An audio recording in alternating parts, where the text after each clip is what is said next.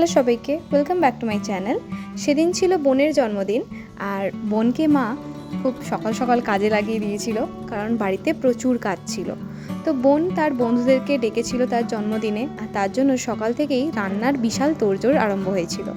তো কিছু কিছু রেসিপি আমি একটু তুলে রেখেছিলাম যাতে আমি পরে তোমাদের সাথে শেয়ার করতে পারি। যেমন মা এখানে ফিশ ফ্রাইটা করছে, তার জন্য মা পেঁয়াজ গ্রেট করেছে, আর তার মধ্যে কাঁচা লঙ্কা, আদা, রসুন আর লেবুর রস দিয়ে দিয়েছে। এবার মাছের এই ফিলেগুলোকে ভালোভাবে ওই মশলাতে কোট করে নিচ্ছে। কিছুক্ষণ ম্যারিনেট করে রেখে দিলে ভালো হয়, বাট আমাদের হাতে যেহেতু টাইম একদম কম ছিল, তাই আর বেশিক্ষণ ম্যারিনেট করা হয়নি। আমরা সঙ্গে সঙ্গেই সেগুলোকে কোটিং করে নিয়েছিলাম।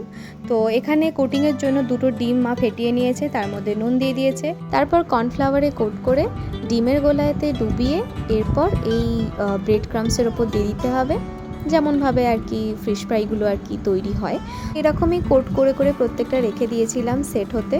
তো ফ্রিজে রেখে দিলে কি হবে যে ভালোভাবে সেট হয়ে যাবে, আর ভাজার সময় কোনো খুলে আসবে না। আর সেকেন্ডলি হচ্ছে, যেহেতু আমাদের প্রোগ্রামটা সন্ধেবেলা ছিল আর তখনই সবাইকে গরম গরম দেওয়ার ছিল, তো তাই জন্য আমরা ফ্রিজে রেখে দিয়েছিলাম, আর যখন ওরা আসে তো তখন আমরা ওগুলোকে ভেজে দিই। তো এগুলো তো আমরা ফ্রিজে রেখে দিয়েছি। এরপর আমরা মাংসটা করে নেব বলে এখানে আর কি মাংসর মধ্যে সমস্ত মশলাগুলো মিশিয়ে নিচ্ছি, যেমন আদা রসুন বাটা, নুন আর একটু সর্ষের তেল দিয়েছি, আর তারপরে দিয়ে দিলাম টক দই। তো এই মাংসটা একদম সাদা সাদা মতো করব, মানে ওটা ওই মালাই চিকেন হবে, তো সেই জন্য একদম অল্প করে হলুদ দিয়েছি। এইভাবে মাংসটা ম্যারিনেট করে রেখে দিয়েছিলাম। তারপর দুপুরের খাওয়া দাওয়ার পর মাংসটা মা বসিয়ে দিয়েছিল। এখানে মোট 3 কেজি মতো মাংস আছে, তাই বেশ খানিকটা সাদা তেল লেগেছে। আর তারপরে মা দিয়ে দিয়েছিল বাটার, যাতে ফ্লেভারটা ভালো আসে। তো মা প্রথমে তেলেতে দিয়েছিল পেঁয়াজ বাটা, লবঙ্গ, এলাচ আর তেজপাতা। তারপর দিয়ে দিয়েছিল এটা আদা রসুন বাটা। তো সব কিছুই বাটা মশলা এখানে মা ব্যবহার করেছে। আর তারপর দিয়ে দিল ম্যারিনেট করা মাংসটা।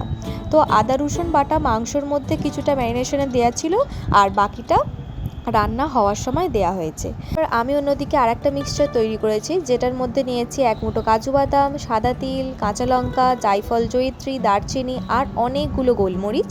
তো এই হচ্ছে এই পেস্টটা। তো এই পেস্টটা মা বলল যে একটু ঘিয়েতে ভেজে দিতে, তো আমি এখানে ওটাকে ঘিয়েতে ভেজে নিয়ে তারপর দেব। তো এটাই মেনলি মাংসটাকে কালার দেবে, মানে মাংসটার যে সাদা রঙটা হবে সেটা দেবে। তো যেহেতু এখানে কোনো গুঁড়ো লঙ্কা ব্যবহার হচ্ছে না, আর এটা রঙটা সাদা রাখতে হবে, তাই প্রচুর গোলমরিচ লাগবে, আর কাঁচা লঙ্কাও অনেক লাগবে। বেশ ঝাল ঝাল দেখে কাঁচা লঙ্কা নেবে, না হলে খেতে ভালো লাগবে না। তারপর এর মধ্যে মা দিয়ে দিয়েছে রাঁধুনি আর কসৌরি মেথি। তো পুরোই একটা অ্যারোম্যাটিক ব্যাপার, খুব সুন্দর একটা গন্ধ আসছিল।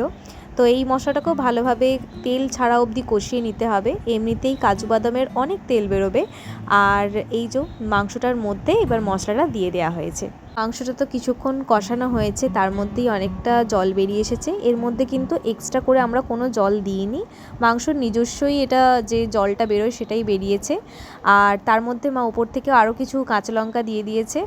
আমাদের তো মাংস বলতে গেলে রেডি। আর এখানে আমি বের করে আনলাম ফিশ ফ্রাইগুলো, ওগুলো ভাজতে হবে। তো তার মধ্যে তোমাদের দেখিয়ে দিই যে কি কি রান্না হলো। এখানে হয়ে গেছে রাইস, তারপরে এই যে মাংসটাও রেডি হয়ে গেছে, আমি উপর থেকে একটু ফ্রেশ ক্রিম দিয়ে দিয়েছি। আর তারপরে এটা হচ্ছে চানা মশলাটা সকালেই করে রাখা ছিল, আর এবার কচুরিটা দিয়ে সবাইকে খেতে দেয়া হলো। তো এই ছিল সেদিনকার রান্নাগুলো। আর যদি আমার বোনের বার্থডে ব্লগটা দেখতে হয় তাহলে আমার চ্যানেলটাকে চেক আউট করো।